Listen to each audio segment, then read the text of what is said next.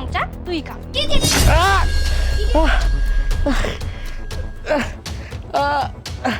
আপা আপনি এটা কি কাজ করলেন?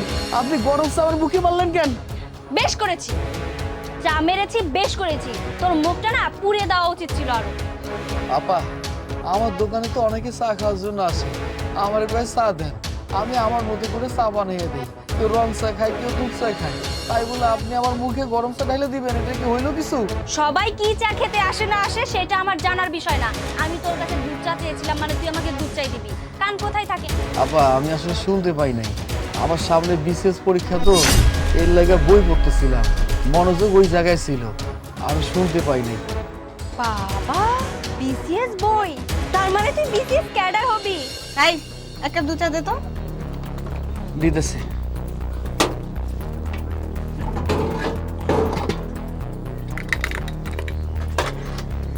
এলো। এই কি দিলে এটা তুই? হ্যাঁ, আমি কি চেয়েছি আর তুই কি দিলি? আমি রং চা চেয়েছি তোর কাছে, আমি চেয়েছি দুধ চা, তোর রং চা তুই খা। কি চেয়েছিস?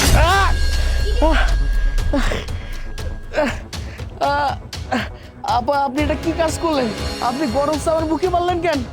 বেশ করেছি, যা মেরেছি বেশ করেছি। তোর মুখটা না পুড়িয়ে দেওয়া উচিত ছিল আরো। আপা আমার দোকানে তো অনেকে চা খাওয়ার জন্য আসে, আমার এবার চা দেন, আমি আমার মতো করে চা বানিয়ে দিই। কেউ রং চা খায়, কেউ দুধ চা খায়, তাই বলে আপনি আমার মুখে গরম চা ঢেলে দিবেন? এটা কি হইলো কিছু? সবাই কি চা খেতে আসে না আসে সেটা আমার জানার বিষয় না। আমি তোর কাছে দুধ চা চেয়েছিলাম, মানে তুই আমাকে দুধ চাই দিবি? কান কোথায় থাকে? আপা আমি আসলে শুনতে পাই নাই, আমার সামনে বিশেষ পরীক্ষা তো, এর লাগা বই পড়তেছিলাম, মনোযোগ ওই জায়গায় ছিল, আমি শুনতে পাই নাই। বাবা, বিসিএস বই, তার মানে তুই বিসিএস ক্যাডার হবি? ও মাই গড, আমি তো ভেবেই অবাক হচ্ছি যে সামান্য একজন চাওয়ালা, সে কিনা হবে বিসিএস ক্যাডার। কিভাবে এই স্বপ্নগুলো দেখিস তুই? তুই আদৌ বিসিএস ক্যাডার হতে পারবি তো? আপা আপনি যখন কথা বললেন, আমি চায়ের দোকানদার হচ্ছি, তা কি হয়েছে কন্ত? আমি কি বিশেষ ক্যাডার হইতে পারুম না? আমাকে মতো গরিবের কি কোনো অধিকার নাই? না, তুই বিসিএস ক্যাডার হতে পারবি না। একজন সামান্য গরিব চাওয়ালা সে হবে বিসিএস ক্যাডার। এই শুয়ে শুয়ে না এই স্বপ্নই তোর দেখতে হবে। তুই বিসিএস ক্যাডার আর হতে পারবি না। আর এই যে, তুই আমাকে চিনিস? আমার বাবার কোটি কোটি টাকা আছে, আমি বাবার একমাত্র মেয়ে। আমি এত টাকা পয়সা দিয়ে ঘুষ টুস দিয়ে আমি নিজেই বিসিএস ক্যাডার হতে পারলাম না, আর সামান্য একজন চাওয়ালা চায়ের দোকানে বসে চা বিক্রি করে তার পাশাপাশি পড়াশোনা করে সে হবে কিনা বিসিএস ক্যাডার? আপা আপনি আমার লগে এইভাবে কেন কথা কইতেছেন কন্ত? আমার অনেক দিনের স্বপ্ন, আমি বিশেষ পরীক্ষা দেব, বিশেষ ক্যাডার হব। এই দেখেন আমি অনেক কষ্ট করে বই পড়তেছি। দেখি দেখি দেখি। বাবা, তুই নোট পড়ছিলি বিসিএস ক্যাডার হবি? তোর বিসিএস ক্যাডার হওয়া আমি বের করছি। আমার নোটগুলো ছিলেন না আপা, আপা আমি বিসিএস ক্যাডার হবি, হ্যাঁ এবার বিসিএস ক্যাডার হ তুই। আপনি জানেন আমি কত কষ্ট করে এই নোটগুলো জোগাড় করছি, বিভিন্ন জায়গায় ঘুরছি, কোচিং এ গেছি, তারপরে এই নোটগুলো আমি জোগাড় করছি, আর আপনি সেই নোটগুলো ছিঁড়ে দিলেন, এটা কোনো কাম করলেন? হ্যাঁ ছিঁড়ে ফেলেছি, বেশ করেছি। তুই না বিসিএস ক্যাডার হবি, এক কাজ কর, যেহেতু তোর নোটটা আমি ছিঁড়ে ফেলেছি, তুই যে তোর বন্ধু বান্ধব বা রাস্তার মানুষের কাছে গিয়ে হাত পেতে একটা নোট বই চা, যে তারপরে পরীক্ষা দিস। যত সব আপদ। আল্লাহ আমার লগে এটা কি হইল? তুমি বিচার কইলো। আমার অনেক দিনের স্বপ্ন, আমি বিসিএস পরীক্ষা দেব, বিসিএস ক্যাডার হব, আমার স্বপ্ন পূরণ হইব কিনা আমি কিছু জানি না, কিছু না।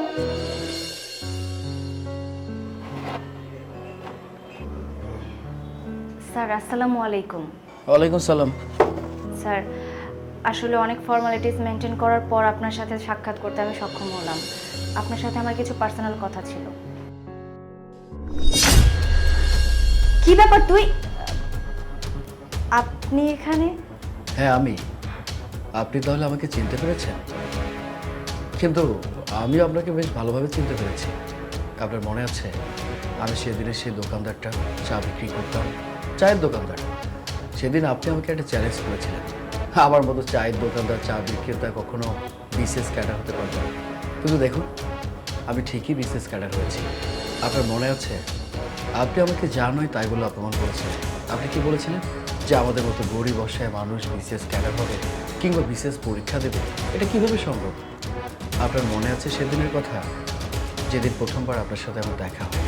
আপনি আমার চায়ের দোকানে আসেন, আসার পরে চায়ের অর্ডার দেন। হয়তো আমি শুনতে ভুল করেছিলাম, আপনি কোনো কথা না শুনে আমার এই মুখে চা ছুঁড়ে মারেন। তারপর এই দেখুন, এখন অবধি কিন্তু সে দাগটা আছে। এই দাগটা এখন পর্যন্ত কিন্তু মিশে যায়নি। শুধু তাই না, আপনি যে আমাকে আঘাতটা দিয়েছিলেন আমার এই বুকের মধ্যে, এখনো সে আঘাতটা আমি বয়ে বেড়াচ্ছি। আমার কাছে প্রতিটা মুহূর্ত মনে হতো আমি এত কষ্ট করে ভালো কিছু করার চেষ্টা করছি, অথচ নানান মানুষ আমাকে নানান কথা বলেছে। শুধু আপনি নন, আমার আশেপাশে নানান মানুষ আমাকে কটূক্তি করেছে, বলেছে আরে তুই তো সামান্য চা বিক্রেতা, তোর মতো ছেলে বিশেষ ক্যাডার হবে, এটা কিভাবে সম্ভব? আমি হতাশ হইনি। আমি অনেক কষ্ট করে একটা নোট কমপ্লিট করেছিলাম। সেই নোটটা এই যে আপনি ছিঁড়ে ফেলেছিলেন। আমার স্পষ্ট মনে আছে, এসব আঘাত আমার এখনো মন থেকে মুছে যায়নি। সেই মানুষটা আপনি, আজকে আমার চোখের সামনে। যে মানুষটা আমাকে চ্যালেঞ্জ ছুড়ে দিয়েছিলেন, সেই মানুষটা আমার সামনে দাঁড়িয়ে আছেন। দেখেছেন, প্রতিটা মানুষের একদিন জয় হয়। আমি নিজের প্রতি কনফিডেন্স করেছি যে না, আমি ভালো কিছু করব। আল্লাহর কাছে লক্ষ কোটি শুকরিয়া, এখন আমি বিশেষ ক্যাডার, আমার কোনো কিছুর অভাব নেই। কিন্তু আপনি হঠাৎ করে আমার এখানে। স্যার, আমি মানছি যে ওই সময়টাতে আপনার সাথে আমি অনেক খারাপ আচরণ করেছি। আসলে কি করব বলুন স্যার, আসলে স্যার বড়লোকের মেয়ে ছিলাম তো, মনের ভেতরে বেশি অহংকার কাজ করতো, একদম অন্ধবিশ্বাস ছিলাম আমি আমার নিজের প্রতি। তাই আপনাকে হয়তো ওইভাবে চ্যালেঞ্জটা ছুড়ে দিয়েছিলাম যে আপনি কখনো বিসিএস ক্যাডার হতে পারবেন না। কিন্তু স্যার, আপনি আমাকে ঠিকই বলেছিলেন যে আপনি একটা সময় বিসিএস ক্যাডার ঠিকই হয়ে দেখাবেন। আজকে আপনি বিসিএস ক্যাডার, আজকে এমন একটা চেয়ারে আপনি বসে আছেন যে ভাবতেই আমার অবাক লাগছে। আমি কখনো কল্পনাও করতে পারিনি যে আপনি সত্যি সত্যি একজন চাওয়ালা থেকে বিসিএস ক্যাডার হতে পারবেন। তবে স্যার, এই কথা কিন্তু সত্যি, আজকে আমার টাকা পয়সা সবই আছে, কিন্তু আমি চাইলেও টাকা পয়সার দ্বারায় ওই চেয়ারটাতে বসতে পারবো না যেটা আপনি পেরেছেন। আর যেহেতু আমি আপনার সাথে অনেক বড় একটা ভুল করে ফেলেছিলাম সেদিন, আমার মনে হচ্ছে সেই ভুলের কারণে আপনি আমাকে ক্ষমা করবেন না, আর আমার প্রবলেমটা আপনি সলভ করেও দেবেন না। তো স্যার, আমি আসি। আসসালামু আলাইকুম। এই যে শুনুন, এদিকে আসুন। হ্যাঁ, আপনি হয়তো ভাবতেই পারেন আপনি আমার সাথে যে অন্যায় করেছেন, আমি হয়তো বা আপনাকে কোনো রকম সহযোগিতা করব না, কিন্তু আমি তো আপনার মতো চিন্তার মানুষ না। আপনি আমার সাথে যা কিছু করেছেন, আমি সেম জিনিসটা আপনার সাথে করব। তাহলে আপনার আমার মধ্যে তো পার্থক্য কি জিনিস, সেটাই তো থাকলো না। শুনুন, মানুষ মাত্রই ভুল, মানুষ ভুল করবে, এটা খুবই স্বাভাবিক ব্যাপার। কিন্তু দিন শেষে একটা মানুষ ভুল করার পরে সে ভুলটা যখন বুঝতে পারে যে না আমি ভুল করেছি, সেটা তো অনেক ব্যাপার না, সেটা তো অনেক কিছু, তাই না? আপনি আপনার ভুলটা বুঝতে পেরেছেন, সেটা অনেক কিছু। বাই দ্য ওয়ে, আপনি আমার এখানে কি কাজের জন্য এসেছিলেন? আপনাকে যত দেখছি আমি ততই মুগ্ধ হচ্ছি। আসলে মানুষ বলে ঠিক যে মানুষে মানুষের ভেদাভেদ হয়। আমিও একজন মানুষ, কিন্তু আমার মধ্যে কতটা অহংকার ছিল। আপনার সাথে এত খারাপ আচরণ করার পরেও আপনি আমাকে হেল্প করতে চাচ্ছেন। আচ্ছা ঠিক আছে, বসুন।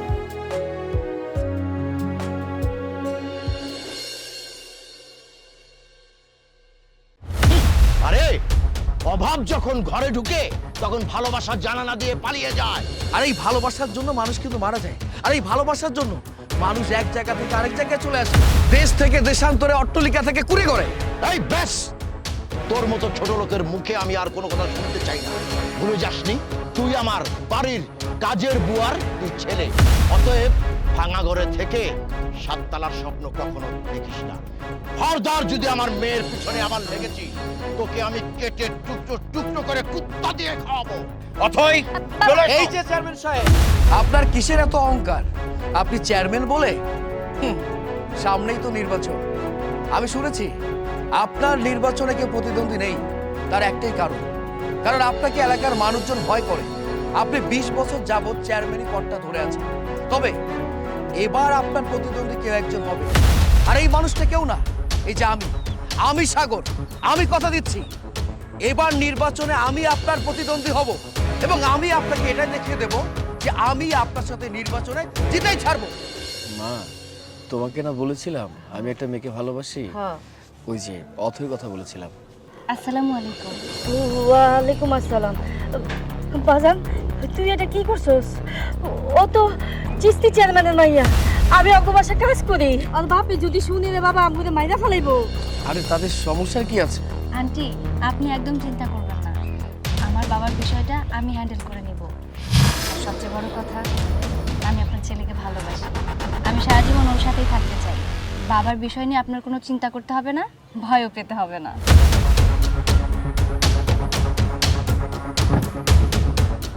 কোনো ভয় নেই, আমি আছি না। অথই! কি ব্যাপার? তুমি এই বাড়িতে কেন?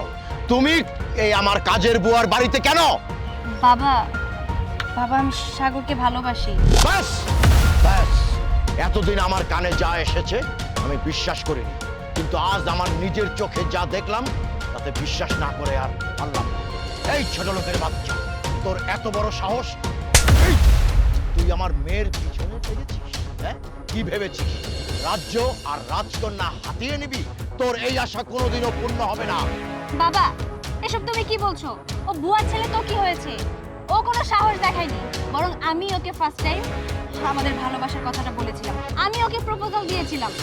দেখো বাবা, আমি এত কিছু ভাবতে চাই না, আমি সাগরকে ভালোবাসি মানে আমি ওকেই বিয়ে করবো, আর এটাই আমার শেষ কথা এবং ফাইনাল কথা। চুপ চুপ, একদম চুপ। ছি ছি ছি ছি ছি, অথই!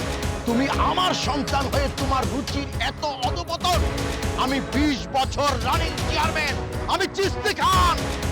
মানুষ যখন শুনবে, সমাজ যখন শুনবে যে আমার বাড়ির কাজের বুয়ার ছেলের সাথে তোমার সম্পর্ক, তখন আমার মান সম্মান কোথায় থাকবে একবার ভেবে দেখেছো? স্যার, আমার একটু কথা ছিল। হ্যাঁ, আমি মানছি আপনি রাগের মাথায় অনেক কিছু বলছেন, কিন্তু আপনি কি একটা বারের জন্য চিন্তা করে দেখেছেন আমি গরিব হতে পারি, কিন্তু আমি শিক্ষিত ছেলে, পড়ালেখা করেছি, আল্লাহ যদি চায় ভালো একটা চাকরি পাবো, আর চাকরিটা পেলে তো আমি অর্থ কিনে সুখে শান্তিতে থাকতে পারবো নাকি? এই ছোট লোকের বাচ্চা, তুই ক্লাস পড়লেই সে শিক্ষিত হয় না। আর তুই কি চাকরি করবি? কত টাকা বেতন পাবি? 10,000, 20,000? আর এই ফকিন্নির বাচ্চা, আমার মেয়ের হাত খরচ প্রতি মাসে 50,000 টাকা। আমার মেয়েকে কিভাবে খাওয়াবি? কিভাবে তুই আমার মেয়েকে পড়াবি? মানুষ ভালোবাসার জন্য সবকিছু করতে পারে। আপনার মেয়ে যদি আমাকে সত্যিকার অর্থে ভালোবাসে, তাহলে এইসবের কোনো কিছু প্রয়োজন নেই। ও আমার সঙ্গে থাকবে, আমি ওর সঙ্গে থাকবো, এটাই অনেক কিছু। আরে, অভাব যখন ঘরে ঢুকে তখন ভালোবাসা জানালা দিয়ে পালিয়ে যায়। আর এই ভালোবাসার জন্য মানুষ কিন্তু মারা যায়, আর এই ভালোবাসার জন্য মানুষ এক জায়গা থেকে আরেক জায়গায় চলে আসে, দেশ থেকে দেশান্তরে, অট্টালিকা থেকে কুড়ি করে। এই ব্যাস, তোর মতো ছোট লোকের মুখে আমি আর কোনো কথা শুনতে চাই না। ভুলে যাসনি তুই আমার বাড়ির কাজের বুয়ার তুই ছেলে। অতএব ভাঙা ঘরে থেকে 7 তলার স্বপ্ন কখনো দেখিস না। খবরদার যদি আমার মেয়ের পিছনে আবার লেগেছিস, তোকে আমি কেটে টুকরো টুকরো করে কুত্তা দিয়ে খাওয়াবো। অথই, চলে এসো। এই যে চেয়ারম্যান সাহেব, আপনার কিসের এত অহংকার? আপনি চেয়ারম্যান বলে? সামনেই তো নির্বাচন।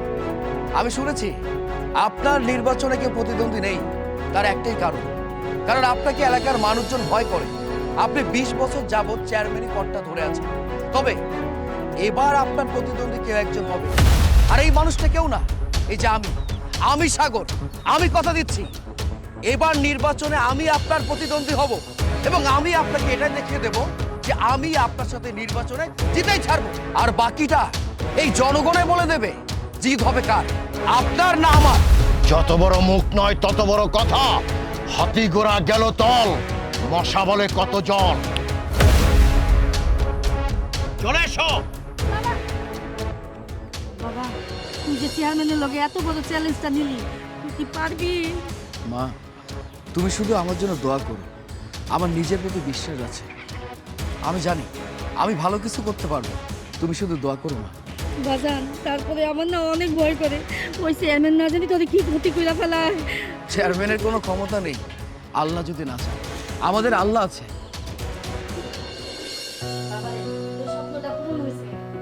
সাগর, কংগ্রাচুলেশন। Thank you. আমি জানতাম তুমি আমার বাবাকে যে চ্যালেঞ্জটা ছুড়ে দিয়েছিলে সেটা তুমি রাখতে পারবে।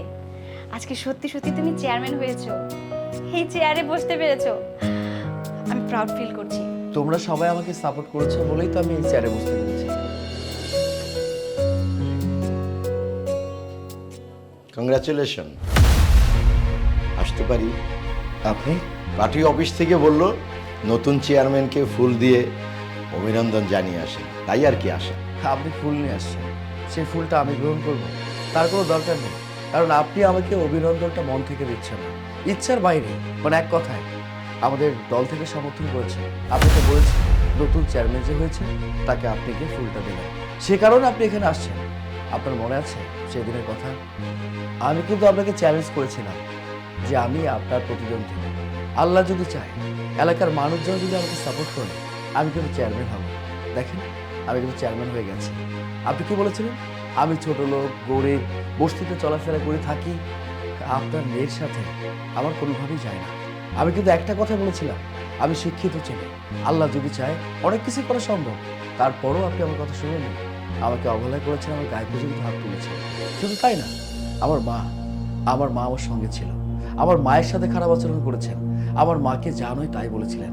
কেন, আমরা কি মানুষ ছিলাম না? আরে মানুষ গরিব হলে কি তাকে অবহেলা করতে হবে? দেখুন, আল্লাহ চেয়েছে বলে আজকে আমি চেয়ারম্যান হয়েছি। আর আপনার মেয়ে অথই, ও কিন্তু প্রতিটা মুহূর্তে আমাকে সাপোর্ট করেছে। একটা কথা বলেছে, যা কিছু হোক না কেন আমি তোমার সঙ্গে থাকতে চাই। আমিও বিশ্বাস করি তুমি একদিন ভালো কিছু করবে। ওর সাপোর্ট, আমার মায়ের সাপোর্ট, এলাকার মানুষজন যদি আমাকে সাপোর্ট না করতো, এতগুলো মানুষের ভালোবাসা পেয়ে আজকে আমি চেয়ারম্যান হয়েছি। এখন বুঝতে পেরেছেন তো অহংকার পতনের মূল। আর আল্লাহ যদি চায় কোন মানুষ কখন কোন অবস্থানে চলে যাবে কেউ বলতে পারবে না। বাবা, এবার তোমার কাছে সবকিছু ক্লিয়ার হয়েছে তো? বুঝতে পেরেছো তুমি যে মানুষ চাইলে সবকিছুই করতে পারে, আর আল্লাহ চাইলে সবকিছুই করা সম্ভব। আল্লাহ ওর সহায় ছিল, তাই আজকে ও এই চেয়ারে বসতে পেরেছে। হ্যাঁ, ও একটা সময় তোমাকে চ্যালেঞ্জ ছুড়ে মেরেছিল যে ও একদিন চেয়ারম্যান হয়ে তোমার মুখোমুখি দাঁড়াবে। দেখেছো বাবা, আজকে ঠিক ও তোমার মুখোমুখি দাঁড়িয়েছে। আর এই বিষয়টা না আমার কাছে অনেক ভালো লাগছে। আমি ওকে নিয়ে গর্ববোধ করছি যে আমি এমন একটা মানুষকে ভালোবেসেছি যে তার কথা রাখতে পেরেছে। বাবাও কিন্তু সত্যি আমাকে ভালোবাসে। অতীতে যা হয়ে গেছে সেজন্য আমি খুবই দুঃখিত, লজ্জিত। আসলে আমি অমানুষ হয়ে গেছিলাম, মানুষকে মূল্যায়ন করতাম না। কিন্তু এখন আমার ভুল আমি বুঝতে পেরেছি। সবার উপরে মানুষ্যত্ব, তাহার উপরে নাই। আল্লাহ তাআলা কখন কার ভাগ্য কিভাবে ফিরিয়ে দেন এটা আল্লাহই ভালো জানেন। আর আপা, আপনার সাথে আমি অনেক দুর্ব্যবহার করেছি, অনেক গালমন্দ করেছি, আপনি আমাকে ক্ষমা করে দেবেন। আর আমি চাই ওদের দুহাত এক করে দেওয়ার জন্য। বাবা, এখন কি আমি এই ফুলের মালাটা তোমার গলায় কি আমি দিতে পারি? আপনি আমাকে জামাই হিসেবে গ্রহণ করেছেন, আর আপনি আমাকে মালাটা পরে দেবেন, সেটা তো আমি না বলবো।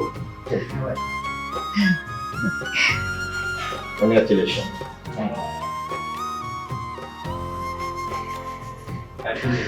সুখী হও তোমরা।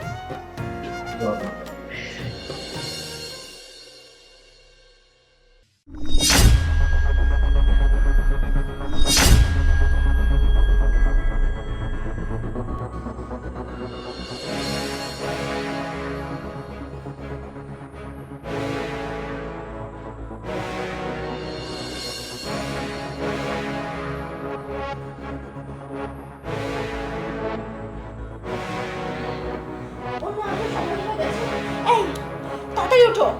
কি বলছি, তাড়াতাড়ি ওঠো। ওর আসার সময় হয়ে গেছে, তাড়াতাড়ি চলে যাও, তাড়াতাড়ি চলে যাও। কি ব্যাপার, আমার পা আটকানো কেন? পা কে বাঁধলো আমাদের? আমি লাগিয়েছি। এই, তুমি আমাদের পা বাঁধছো কেন? পাটা খোলো। তুমি যে ভাইয়া বাসা থেকে যাওয়ার পর প্রতিদিন ফষ্টি নষ্টি করো, এগুলো ভাইয়াকে দেখাতে হবে না? তুমি কি বলছো? তুমি ভুল বুঝতেছো। এই কুকিরটির কি হলো? প্লিজ প্লিজ পাটা খুলে দাও প্লিজ। না, পা তো খোলা যাবে না। ভাইয়া আসুক, এর একটা বিচার হবে, তারপর পা খোল। লক্ষ্মী বোন, আমার পাটা খুলে দাও। তুমি না ভালো, আমি তোমাকে অনেক চকলেট কিনে দেবো। না না না না, এইসব চকলেট ফকলেটের কথা বলে আমাকে লাভ নেই। এই চকলেটের কথা বলে কোনো লাভ নেই। তুমি তাড়াতাড়ি খোলার ব্যবস্থা করো এটা। আরে এটা কিভাবে খুলবে? এটা তো রশি দিয়ে বাঁধানো, এটা তো তালা মারা। তার মানে আমার বোন এতদিন যা কিছু বলেছে সবকিছু সত্য? না, তোমার বোন তোমাকে ভুলভাল বুঝিয়েছে। তুমি আমার কথাটা শুনো। ও আচ্ছা, মানে আমার ছোট বোন আমাকে মিথ্যা কথা বলেছে এমনটা বোঝাতে চাচ্ছ, তাই তো? হ্যাঁ, তোমার বোন তোমাকে মিথ্যে কথা বলেছে। তুমি সত্যিটা আমার কাছ থেকে শুনো। আচ্ছা ঠিক আছে, বলো তো শুনি। আসলে ঘরে তো অনেকেই আসে কাজের প্রয়োজনে, তেমনই ও কাজের প্রয়োজনে এসেছিল। আমি লন্ড্রিতে অনেকগুলো কাপড় দিয়েছিলাম, সেই কাপড়গুলো নিয়ে এসেছিল। কিন্তু আমার কাছে কেমন জানি মনে হচ্ছে তুমি মিথ্যে কথা বলছো। দেখো, তোমরা যদি সত্যিটা না বলো তাহলে আমি তোমাদেরকে পুলিশে দিতে বাধ্য হবো। না না ভাই, আপনার ওয়াইফ যা বলেছে একদম সঠিক বলেছে। আমি ওনার কাপড় দিয়ে বাসায় আসছিলাম। আবারও মিথ্যে কথা বলছো, সত্যিটা কি বলো, নয়তো আমি পুলিশকে কল করবো। আপনি কি বলছেন ভাই? আমি একদম সত্যি বলছি, আমি কাপড় দিয়ে আসছিলাম। আর পুলিশ ডাকার কি দরকার বলেন? এই, আবারও তোমরা মিথ্যে কথা বলছো, সত্যিটা কি বলো। আর যদি সত্যিটা বলো তাহলে আমি তোমাদেরকে ছেড়ে দেবো। আপনি সত্যি বলছেন? আমি যদি সত্যি বলি তাহলে আপনাকে ছেড়ে দেবেন? হ্যাঁ, আসলে সত্যিটা হলো আপনার ওয়াইফ না মিথ্যা কথা বলেছে। আমি সত্যি আপনার ওয়াইফ ডাকছি তাই এসেছি। আমাকে 10,000 টাকাও দিবে বলেছে। ছি, ছি, ছি, ছি। তুমি এতটা খারাপ হয়ে গেছো? মানে তুমি 10,000 টাকা দিয়ে অন্য একটা পর পুরুষকে আমারই বাসায়, আমার ভাবতে লজ্জা লাগছে। আরে তেমন কিছু না, আসলে শপিং করতে গিয়ে আমার ব্যাগ হারিয়ে গিয়েছিল, তাই আমি ওনার থেকে 10,000 টাকা হাওলাত নিয়েছিলাম। সেই টাকা দেওয়ার জন্যই ওনাকে আমার নাম্বার দিতে হয়েছিল। তাই ওনার সাথে নাম্বারে প্রায় সময় আমার কথা হতো। কথা হতে হতে আমাদের সম্পর্ক হয়ে যায়। ও, তার মানে তুমি আমাকে ঠকিয়েছো? হ্যাঁ, তোমার যদি এত ইচ্ছে হয় যে অন্য পরপুরুষের সাথে তুমি সম্পর্ক রাখবে, কথা বলবে, যোগাযোগ করবে, তাহলে কেন আমাকে বিয়ে করেছিলে? কেন আমার জীবনটা তুমি নষ্ট করলে? ভাইয়া শুধু এই ছেলে না, তোমার বউ এক এক দিন এক এক ছেলে নিয়ে বেডরুমে ঢুকে আর গোষ্ঠী নষ্টি করে। হ্যাঁ, আমি আর পারছি না, আমি আর পারছি না। একটা মানুষ কতটা খারাপ হতে পারে, তোর মতো একটা অমানুষকে যদি আমি না দেখতাম না, আমার কোনো রকম আইডিয়া থাকতো না তুই কত বড় জঘন্য খারাপ। প্রতিদিন অন্য পরপুরুষকে আমারই বাসায়, আমারই বেড়েছি। আমার ভাবতে লজ্জা লাগছে যে তোর মতো একটা অমানুষকে আমি বিয়ে করেছিলাম বিশ্বাস করে।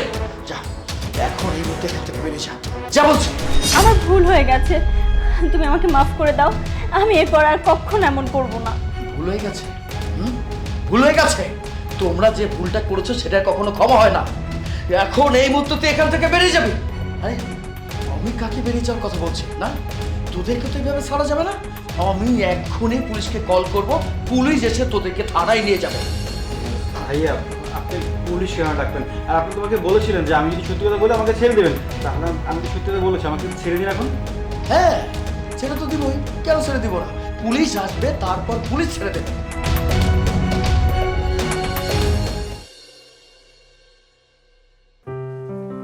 ম্যাম, এই ফাইলটা আমি দেখে দিয়েছি, আপনি জাস্ট একটু দেখে সাইন করে দিলেই এটা আমি বাইরের কাছে সাবমিট করতে পারবো। আপনি একটু প্লিজ দেখে নিন। একটা গন্ধ পাচ্ছি, আপনি কি পাচ্ছেন? না তো ম্যাম, আমি তো কোনো গন্ধ পাচ্ছি না। স্মোক করেছেন? আমি আমি খুব ভালো করে বুঝতে পেরেছি আপনি স্মোক করে এখানে এসেছেন। আচ্ছা, আপনার কি কোনো কমন সেন্স নেই যে আপনি আপনার বসের রুমে আসতেছেন আর তারপরে স্মোক করে এসেছেন? আমি একজন মহিলা বস, আপনার এটা অন্তত মাথায় রাখা উচিত ছিল, কিন্তু আপনি রাখেননি। সমস্যা কি আপনার? ম্যাম এক্সট্রিমলি সরি, আমার আর কখনোই ভুল হবে না। আমি আপনার রুমে আসার আগে আর কখনো স্মোক করবো না। দেখুন, এটা আমার কোম্পানির রুলস যে এখানে চাকরি করতে হলে কেউ স্মোক করবে না। আমার অনেকগুলো রুলস আছে, সেই রুলস মোতাবেক আপনাদের চলতে হবে। আর সরি বলে এখন কিচ্ছু হবে না, আপনার স্যালারি থেকে 10,000 টাকা কাটা হবে। কি 10,000 টাকা এই মাসেও? ম্যাম গত মাসে কিন্তু আপনি আমার স্যালারি থেকে কি যেন হালকা পাতলা ইস্যু দেখে 20,000 টাকা কেটে নিয়েছেন। ম্যাম একটিবার আমার দিকটা বোঝার চেষ্টা করুন। মাত্র 80,000 টাকা স্যালারি পাই। এই বাজারে যদি 80,000 টাকা স্যালারি থেকে 20,000 টাকা আপনি কেটে নেন, আমার চলাচল করতে কষ্ট হয়ে যাবে। আমার ফ্যামিলি আছে, আমার দেখুন, কানের কাছে এভাবে ঘ্যান ঘ্যান করতে থাকবেন না। আমি যখন আপনাকে প্রথমে এই কোম্পানিতে জব দিয়েছিলাম তখন আপনাকে বারবার করে বলেছিলাম যে আমার রুলস মোতাবেক আপনাদের সবার চলতে হবে, কিন্তু আপনি আমার একটা কথাও শুনেন না। প্রত্যেক মাসে কিছু না কিছু আপনি করতেই থাকেন, আর তারপরেও আপনি কিভাবে ভাবলেন যে আমি আপনার স্যালারি কাটবো না? এরপরে যদি আপনি আর একটাও কথা বলেন তাহলে কিন্তু আমি সত্যি সত্যি আরও 5,000 টাকা স্যালারি আপনার কেটে রাখবো। সো এখানে কোনো কথা না বলে এখান থেকে বের হয়ে যান, আপনার মুখ থেকে দুর্গন্ধ বের হচ্ছে। Ma'am please try to understand. আমি আপনার কোনো কথাই শুনতে চাই না, আপনার মুখ থেকে এখনো কি দুর্গন্ধ আসছে, যান এখান থেকে।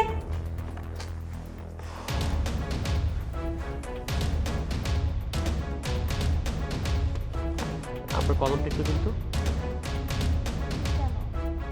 রেজিগনেশন লেটার দিচ্ছি। কেন নয় বলুন তো? যেদিন থেকে এই অফিসে আমি জয়েন করেছি সেদিন থেকে ওই মহিলা আমার বেতন থেকে একটু একটু করে টাকা কেটে নিচ্ছে। আজকেও 10,000 টাকা আমার বেতন থেকে কেটে নিয়েছে। কেন জানেন? আমি স্মোকিং করেছি, গন্ধটা ওনার নাকে গিয়েছে তাই। সিগারেট খাওয়ার জন্য 10,000 টাকা কেটেছে, কিন্তু কেন? বিনা ইস্যুতে গত 6 মাস যাবত আমার বেতন থেকে একটু একটু করে টাকা কেটে দিচ্ছে। আমি তো একটা মানুষ বলুন, আমাদের দেশের মধ্যে একটা দেশে যেখানে 95% ছেলেদের সিগারেট পছন্দ করে, সেখানে নাকি উনি আমার বেতন থেকে কেটে দিচ্ছে টাকা সিগারেট খাওয়ার কারণে। সিগারেট খাওয়া পছন্দ করে না, কি বলেন? আমার তো সিগারেট খাওয়া ছিল অনেক। এই জন্যই আমি রেজিস্ট্রেশনটা দিয়ে দিচ্ছি। দিয়ে দেন, দিয়ে দেন।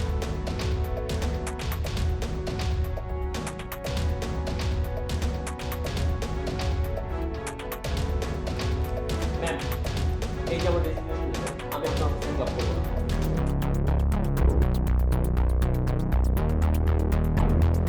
আপনি চাকরিটা করতে চাচ্ছেন না, কিন্তু কেন? আপনার কারণে করতে চাচ্ছি না ম্যাম। আপনি কোম্পানির ওনার, আপনি আমাদের বস, আর আপনি যদি উইদাউট রিজন ছোটোখাটো ইস্যুতে আমাদের বেতন থেকে এই মোটা অঙ্কের টাকা কেটে নেন, আমরা চলবো কি করে? দিন রাতে আমরা পরিশ্রম করছি, এফিসিয়েন্টলি কাজ করছি, তারপরে যদি আমাদের স্যালারি থেকে এই টাকাটা কেটে নেওয়া হয়, তাহলে তো ম্যাডাম এটা মেনে নেওয়া যায় না। ওদের সাথে আপনি খুব ভালোভাবে বিহেভ করছেন, ওদের কোনো স্যালারি কাটা হচ্ছে না, আর যত মরার উপর খরার ঘা সব আমার উপর। দিনের পর দিন আপনি আমার স্যালারি কেটে রাখছেন, আলটিমেটলি আপনি আমাকে ঠকাচ্ছেন। সিগারেট খাওয়া যেহেতু আপনার ব্যক্তিগত ব্যাপার, সেহেতু স্যালারি কাটাটাও আমার ব্যক্তিগত ব্যাপার। আরেকটা কথা কি যেন বললেন, যে আপনার সঙ্গে আমার পার্সোনাল শত্রুতা না, আপনার সঙ্গে আমার পার্সোনাল কোনো শত্রুতা নেই। আর শুধু আপনি না, অফিসের রুল যেই ব্রেক করবে আমি তার স্যালারি থেকে স্যালারি কাটবো। ম্যাম, আমি কোন রুলসটা ব্রেক করেছি? যে সে স্মোক করেছি, স্মোকটা তো আমি আপনার রুমে এসে করিনি, আমি বাইরে করেছি। একটা ছেলে মানুষ বা অনেকের অভ্যাস থেকে স্মোক করা, সেটা আমি করেছি। আর আপনি এই জন্য আমার আজ এই মাসে 10,000 টাকা কেটে রাখছেন। গত মাসেও কিন্তু আপনি বিনা ইস্যুতে আমার 20,000 টাকা কেটেছেন, এটা আমি আগেও এক্সপ্লেইন করেছি। কিন্তু ম্যাম, এভাবে তো হয় না। আপনার এত বড় কোম্পানি, আপনি কেন আমার টাকা থেকে বেতন কাটতে হবে? আপনি তো এমন না যে এই টাকার জন্য আপনার কোনো ক্ষতি হয়ে যাচ্ছে, বরঞ্চ এই টাকাটা কেটে নিলে আমার ক্ষতি হচ্ছে। আমার মান্থলি একটা সময় গিয়ে খুব কষ্ট করে অ্যাডজাস্ট করতে হচ্ছে। তাই ম্যাডাম, আমি সিদ্ধান্ত নিয়েছি আমি আপনার এখানে চাকরি করব না। প্লিজ আপনি আমার কাগজটা সাইন করে দিন, আমি আজই রেজিগনেশন দিয়ে চলে যাব। ঠিক আছে, আপনি যেহেতু চাকরিটা করবেন না, আমি আপনাকে জোর করব না। কিন্তু এতদিন যাবত আমি আপনার যে স্যালারি কেটেছি, এই টাকাগুলো অফিসের অ্যাকাউন্টসে জমা আছে। আপনি টাকাটা তুলে নিয়ে তারপর যাবেন। কি বলছেন? মানে গত 6 মাস ধরে আমার যে টাকাগুলো কাটা হয়েছে, সেটা অ্যাকাউন্টসে জমা হচ্ছে? আসলে আপনার ওয়াইফ, ও আমার ছোটোবেলার ফ্রেন্ড, আমরা দুজন একসঙ্গেই পড়াশোনা করেছি। আপনার সঙ্গে যখন ওর বিয়ে হয়, তখন কোনো কারণবশত আপনাদের বিয়েতে আমার যাওয়া হয়নি। কিন্তু একটা টাইমে আপনি যখন চাকরি পাচ্ছিলেন না, ঘুরে বেড়াচ্ছিলেন, তখন আপনার ওয়াইফ আমার সঙ্গে যোগাযোগ করে আর আমি আপনাকে চাকরিটা দেই। কিন্তু কিছুদিনের মধ্যে দেখা গেল কি, আপনি চাকরি পাওয়ার পর থেকে টাকাগুলো ইচ্ছে মতো খরচ করেন, কোনো হিসাব নিকাশ কিচ্ছু রাখেন না।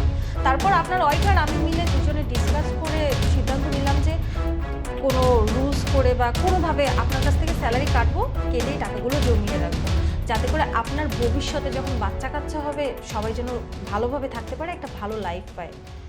দ্যাটস ওয়াই আমি আপনার স্যালারিগুলো কাটতাম। যাই হোক, চাকরি যেহেতু আপনি করবেন না, টাকাগুলো নিয়ে আপনি চলে যান। ম্যাডাম, আসলেই তো আমি তো কখনো ওইভাবে ভেবে দেখিনি। আপনি বিশ্বাস করুন ম্যাম, এই যে 80,000 টাকা স্যালারি পাই, এটা কিন্তু এই দেশের প্রেক্ষাপটে মোটামুটি ভালো একটা অ্যামাউন্ট। তারপরও মাস শেষে আমার টানাটানি চলে। এর একমাত্র কারণ হচ্ছে আমার অনিয়ন্ত্রিত জীবনযাপন। আমি কখনো ওভাবে ভেবে দেখিনি, আর আমার ওয়াইফের কথা আমি কখনো কানেও তুলিনি। ম্যাম, আমি আমার ভুলটা বুঝতে পেরেছি। আমার লেটারটা আমি প্যাক করে নিচ্ছি, আপনার কাছে আমি ক্ষমাও চেয়ে নিচ্ছি, আর বাসায় গিয়ে আমি আমার ওয়াইফের কাছেও ক্ষমা চেয়ে নেব। ঠিক আছে, আপনি যেহেতু আপনার ভুলটা বুঝতে পেরেছেন, এখানে আমার আর কিছু বলার নেই। নেক্সট টাইম থেকে খুব হিসাব করে চলতে হবে।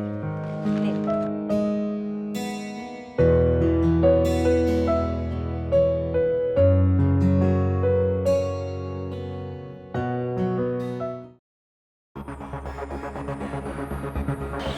শিট, আমার ফোন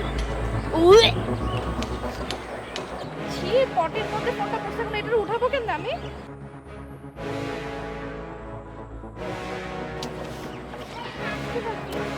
এক্সকিউজ মি ভাইয়া, ভাইয়া আমার একটা হেল্প লাগতো, একটা হেল্প করতে পারবেন? কি গন? আমার ফোনটা না এই যে ময়লার মধ্যে পড়ে গেছে, এটা কি একটু উঠাই দিতে পারবেন আপনি? মধ্যে পড়িস। ভাইয়া প্লিজ ভাইয়া, আমার ফোনটা ছাড়া আমি যাবো কিভাবে? আমার ভার্সিটিতে ক্লাস আছে, নয়তো তো আমি নিজেই তুলতে পারতাম। আমার ড্রেসটা নোংরা হয়ে যাবে না? না না, এই কুকুর মধ্যে কি মানুষ হাত দেবে কি করে? এটা সম্ভব না। আপনি এক কাজ করেন, অন্য কাউরে কোন, আমি পারবো। ভাইয়া এখন কি করবো বলেন? আচ্ছা আপনি এক কাজ করেন, আপনি আমার ফোনটা তুলে দেন, আমি আপনাকে 500 টাকা দেবো। শোনেন আপা, আপনি 500 টাকার কথা বলছেন তো, 500 টাকা আজকাল বাজারে কিচ্ছু হয় না, ঠিক আছে? আমি চলে গেলাম। আর যদি আপনি 1000 টাকা দিতে পারতেন তাহলে একটু চেষ্টা করতাম। কি বলতেছেন? এই সামান্য একটা কাজের জন্য 1000 টাকা 2 সেকেন্ড লাগবে ফোনটা উঠাইতে? তাহলে আপনিই তোলেন 2 সেকেন্ডে। ভাইয়া ভাইয়া শুনেন না, আমি নিজেই তুলতাম। এখন আমার তো ভার্সিটিতে ক্লাস আছে, তাই না? আপনার তো আর ক্লাস নাই। প্লিজ ভাই আপনার ফোনটা উঠাই দেন, আমি আপনাকে, আচ্ছা ঠিক আছে 1000 টাকা তো 1000 টাকাই দিব। 1000 টাকা দেবেন তো? হ্যাঁ বাবা সত্যি দিব, আপনি ফোনটা প্লিজ উঠাই দেন।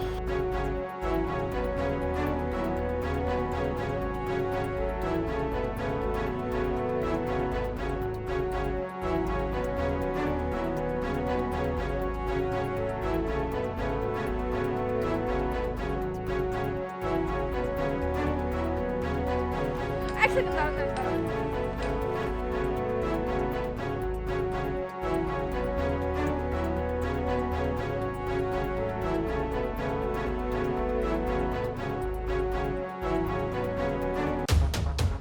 কি এটা 500 টাকা?